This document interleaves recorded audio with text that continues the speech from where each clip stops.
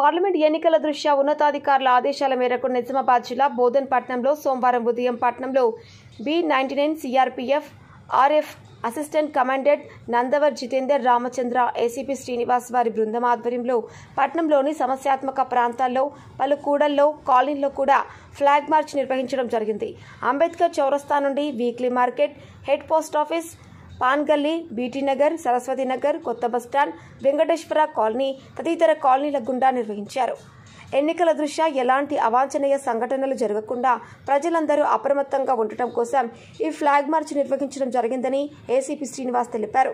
ఈ ఫ్లాగ్ మార్చ్లో సిఆర్పీఎఫ్ బలగాలు రమేష్ కుమార్, వీరేంద్ర, రోషన్, రాంభూషణ్ మిశ్రా, పోలీస్ సిబ్బంది, టౌన్ రూరల్ సీఐలు వీరయ్య, నరేష్, ఎస్ఐలు నాగనాథ్, పోలీస్ బృందం పాల్గొనడం జరిగింది.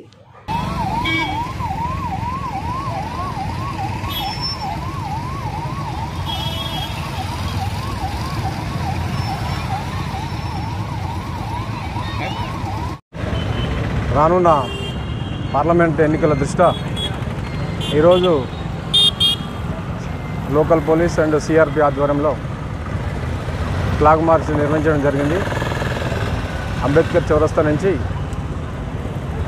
Ganj, post office, BT Nagar, Udmir Galli, Burud గల్లీ, తర్వాత ఈ సమస్యాత్మక ప్రాంతాలంతా కూడా ఫ్లాగ్ మార్చ్ చేయడం జరిగింది.